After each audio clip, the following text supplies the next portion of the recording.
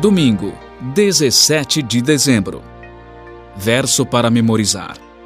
Farei também com que você seja uma luz para os gentios, para que você seja a minha salvação até os confins da terra. Isaías 49, 6. Cativo em uma cultura estrangeira.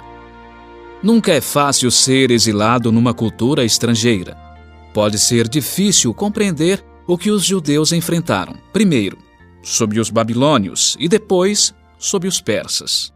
Com exceção dos habitantes da ilha britânica de Pitcairn, onde todos são adventistas do sétimo dia, nenhum de nós, por exemplo, vive em um país adventista em que os princípios de nossa fé são, até certo ponto, a lei da região.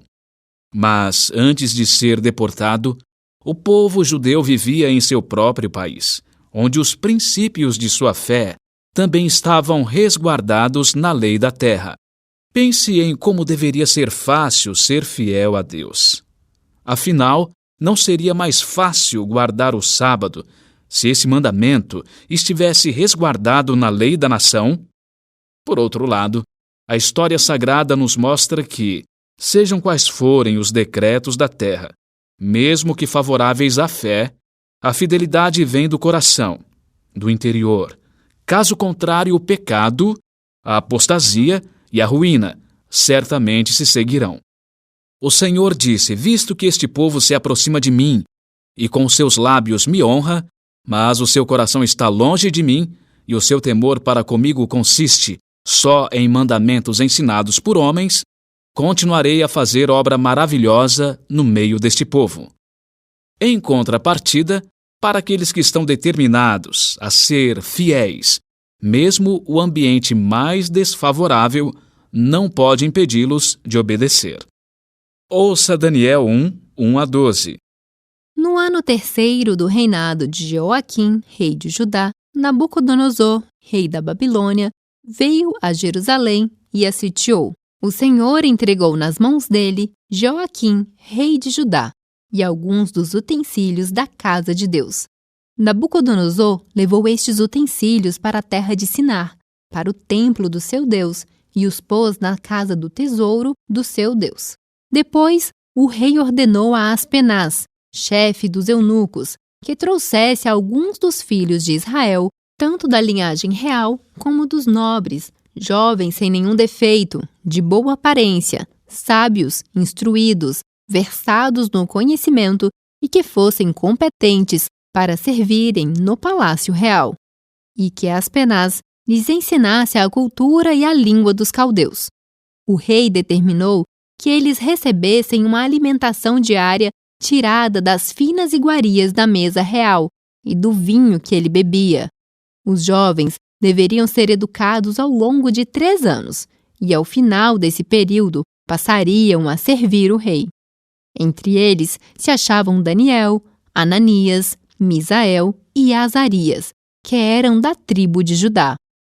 O chefe dos eunucos lhes deu outros nomes, a saber, a Daniel, o de Beltesazar, a Ananias, o de Sadraque, a Misael, o de Mesaque, e a Azarias, o de Abidnego. Daniel resolveu não se contaminar com as finas iguarias do rei, nem com o vinho que ele bebia.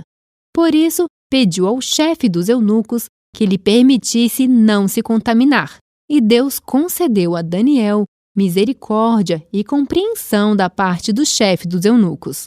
Porém, o chefe dos eunucos disse a Daniel: tenho medo do meu senhor, o rei, que determinou o que vocês devem comer e beber. E se ele perceber que o rosto de vocês está mais abatido do que o rosto dos outros jovens da mesma idade? Se isso viesse a acontecer, vocês poriam a minha cabeça em perigo diante do rei. Então, Daniel foi falar com o cozinheiro-chefe, a quem o chefe dos eunucos havia encarregado de cuidar de Daniel, Ananias, Misael e Azarias. Daniel disse a ele: por favor, façam uma experiência com estes seus servos durante 10 dias. Dê-nos legumes para comer e água para beber. Daniel 3, 1-12. O rei Nabucodonosor fez uma imagem de ouro que tinha 27 metros de altura e 2,70 metros de largura, que ele levantou na planície de Dura, na província de Babilônia. Então, o rei Nabucodonosor mandou reunir os sátrapas, os prefeitos, os governadores, os juízes, os tesoureiros, os magistrados, os conselheiros e todos os oficiais das províncias, para que viessem à dedicação da imagem que o rei Nabucodonosor tinha levantado. Então se reuniram os sátrapas, os prefeitos, os governadores, os juízes, os tesoureiros, os magistrados, os conselheiros e todos os oficiais das províncias para a dedicação da imagem que o rei Nabucodonosor tinha levantado. E ficaram em pé diante da imagem que Nabucodonosor tinha levantado. Nisto, o arauto proclamou em alta voz: Ordena-se a vocês, pessoas de todos os povos, nações e línguas, que no momento em que ouvirem o som da trombeta, da flauta, da harpa, da cítara, da lira, da gaita de foles e de todo tipo de música, vocês se prostrem e adorem a imagem de ouro que o rei Nabucodonosor levantou. Quem não se prostrar e não a adorar, será no mesmo instante lançado na fornalha de fogo ardente. Assim, quando ouviram o som da trombeta, da flauta, da harpa, da cítara, da lira e de todo tipo de música, pessoas de todos os povos, nações e línguas se prostraram e adoraram a imagem de ouro que o rei Nabucodonosor tinha levantado. No mesmo instante, alguns homens caldeus se aproximaram e acusaram os judeus. Disseram ao rei Nabucodonosor: que o rei viva eternamente. O Senhor, ó rei, baixou um decreto ordenando que todo homem que ouvisse o som da trombeta, da flauta, da harpa, da cítara, da lira, da gaita de foles e de todo tipo de música deveria se prostrar e adorar a imagem de ouro, e que todo aquele que não se prostrasse e não adorasse seria lançado na fornalha de fogo ardente. Há uns homens judeus que o Senhor, ó rei, pôs como administradores da província da Babilônia, Sadraque, Mesaque e Abidnego. Esses homens fizeram pouco caso do Senhor, ó rei. Não prestam culto aos deuses do rei, nem adoram a imagem de ouro que o Senhor levantou. Daniel 6, 1-9. Dário decidiu constituir 120 sátrapas para que administrassem todo o seu reino.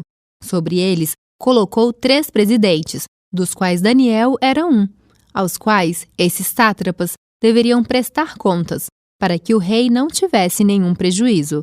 Então, o mesmo Daniel se destacou entre os demais presidentes e sátrapas, porque nele havia um espírito excelente. O rei até pensava em colocá-lo sobre todo o reino. Então, os presidentes e os sátrapas começaram a procurar um pretexto relacionado com a administração do reino para poderem acusar Daniel. Mas não conseguiram encontrar esse pretexto, nem culpa alguma, porque ele era fiel e não se achava nele nenhum erro nem culpa. Então, esses homens disseram: nunca acharemos um pretexto para acusar esse Daniel, a menos que procuremos algo relacionado com a lei do Deus que ele adora. Então, esses presidentes e sátrapas foram juntos falar com o rei e disseram: que o rei Dário viva eternamente.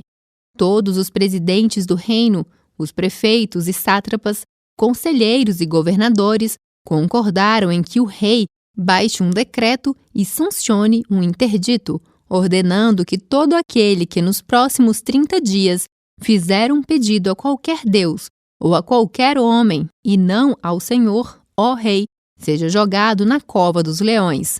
Portanto, ó rei, sancione o interdito e assine o documento, para que não seja mudado segundo a lei dos medos e dos persas, que não pode ser revogada. E assim o rei Dário assinou o documento e o interdito. Pergunta 1. O que esses relatos singulares revelam sobre os desafios que o povo de Deus pode enfrentar vivendo em uma cultura estrangeira? Não importa quem somos ou onde vivemos, estamos imersos em um ambiente que, até certo ponto, pode ser um grande desafio para a nossa fé e para o nosso testemunho, seja pelas leis ou pela cultura, ou por ambos. Esses relatos em Daniel, embora tenham tido um final feliz, revelam que, apesar de estarem sob circunstâncias difíceis, as pessoas podem permanecer fiéis a Deus. Mesmo que nenhum desses relatos tivesse terminado bem, não há dúvida de que esses homens teriam feito o certo. Quais são os desafios à sua fé em sua própria cultura? Como você reage a eles?